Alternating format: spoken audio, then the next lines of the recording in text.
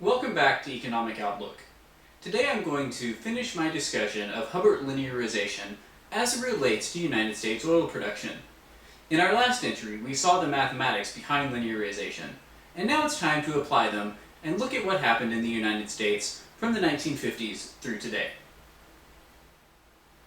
By plotting the results we discussed in our last video, we discover a Hubbert curve that looks like this.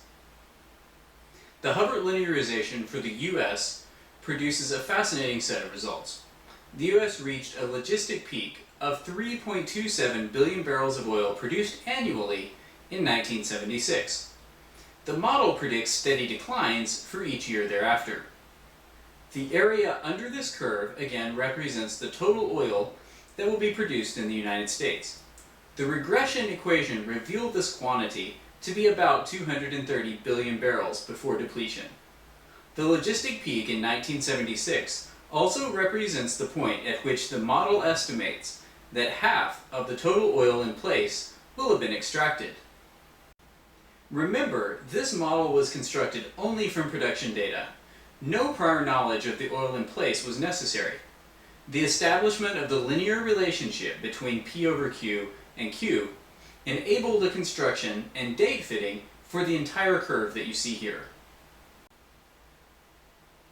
The logistic curve is even more impressive when actual production data are plotted on the same axes. Actual production closely follows the logistic predictions on both sides of the curve. Just as Hubbert predicted, domestic oil production has declined since 1970. Since actual production has closely followed the logistic predictions, we can use the curve to make a critical reference. In addition to declining production rates, U.S. oil fields are quickly being depleted. Since the area under the curve represents the total oil in place, we can estimate that over 86% of all the oil the United States will ever produce has already been extracted. The remaining 14% will be produced at decreasing annual rates in the coming years. At this point, you're probably wondering why the decline in U.S. production is important. Most consumers already know that we import the vast majority of our oil from major producers like Canada and Saudi Arabia. It may seem inconsequential that the United States oil reserves are being depleted because consumers have come to realize that all of our energy needs can be met by these other producers. Even in times when oil seems scarce, swing producers like Saudi Arabia have been able to meet consumer demand here in the States.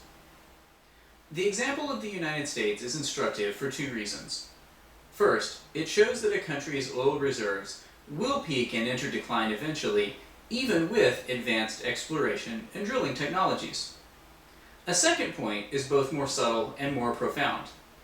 Hubbert's curve shows that it's possible to estimate production peaks even while annual production is still increasing. I will discuss this second point in more detail in my next entry, where we look at whether or not it is possible that the world is at or near peak production.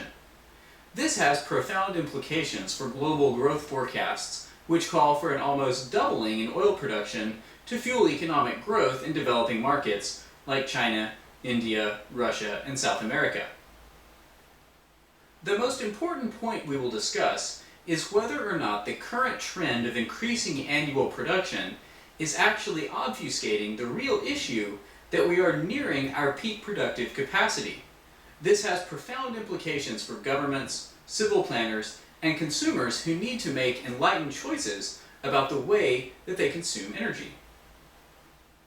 If it's possible that oil production is near its peak capacity, we need to take dramatic action to protect our economy and social structure.